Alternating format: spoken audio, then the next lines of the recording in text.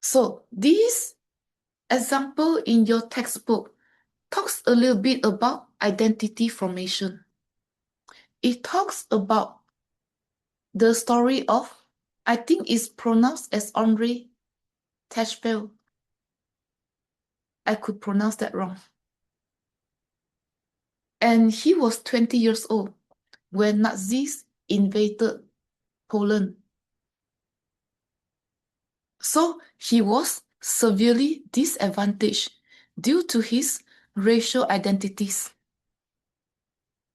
He had first-hand experience with anti-Semitism, and the policies affected him in different areas of life. Education, where he could live,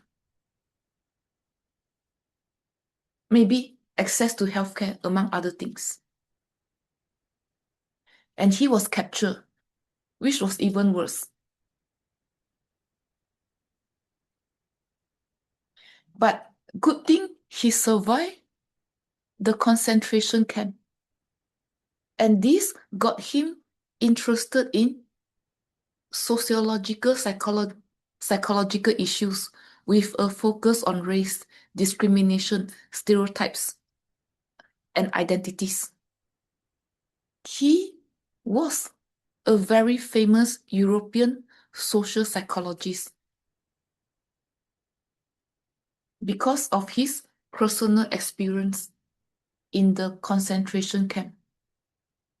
So he carved out his research agenda based on his personal experience.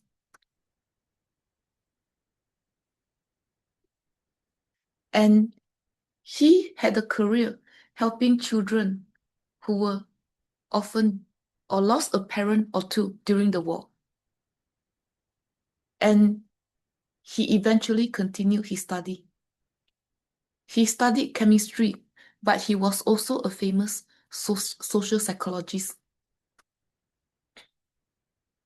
And he could not understand why people were influenced by the Nazis. They, too, hated the Jews. The ordinary Polish, he could not understand why. They were influenced by the Nazis, and they, too, began to hate the Jews.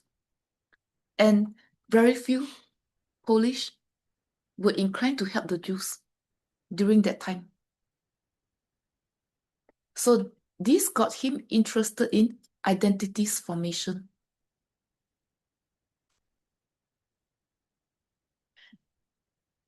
And he wanted to know more about the meaning of identities, different identities in Poland and in general in Europe, and how conflict can affect identity formation, or how conflict can even change identity perception and formation.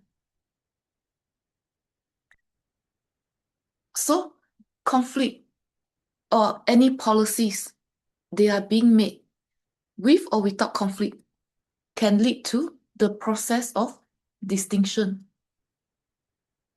where people are distinguished into different identity categories and subcategories. This is done through policies, different programs, with or without wars or bloodshed, oftentimes. As you can see in the US, in other countries, through policies, people were being subdivided into different groups or subgroups to make their group more distinctive in a good or bad sense.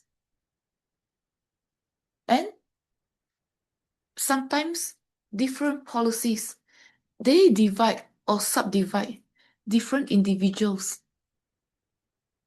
to affirm certain identities, to feel more superior than other groups, or to consider the other groups more inferior than them. And this process of distinction, sometimes through force, through war, through policies, through other means, can lead to in-group bias.